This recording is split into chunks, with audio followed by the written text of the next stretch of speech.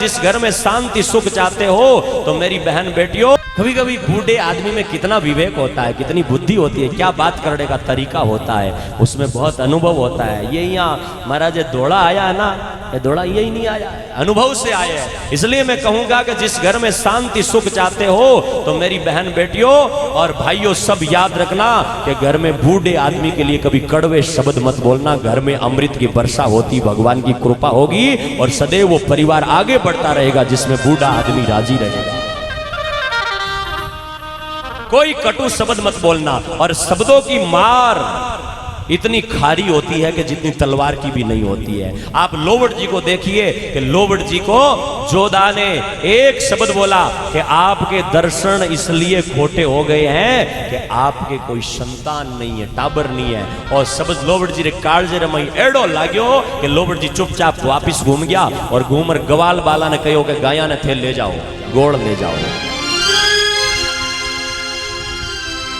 आंखों में अश्रुओं की धारा बह पड़ी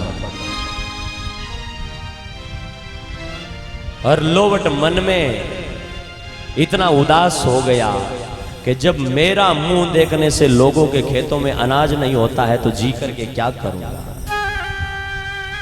जीने का क्या फायदा है। लोवट वहां से चल पड़े और लोवट जी ने जाकर के प्रण कर लिया, संकल्प कर लिया, कार्यम व साधियामी देहम व पातियामी। या तो प्रभु दर्शन देना और दर्शन न दे तो दे ही ले जाना, या तो मेरी इच्छा पूरी करना। और हे मेरे ठाकुर, हे मेरे परमात्मा, हे मेरे विष्णु, अगर मुझे दर्शन देकर के मेरा कार्य सिद्धि मनोरथ सिद्धि करे तो मेरे प्राण बचा लेना, और कार्य सिद्धि न हो तो मैं प्राण त्याग दूंगा। ऐसा संकल्प लेकर के लोवट जी वनों में जाकर के बैठ गए, जंगल में जाकर के बैठ गए।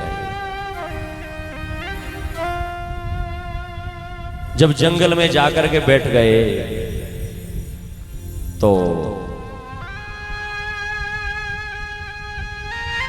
कुछ खाया पिया, अन्न जल नहीं लिया।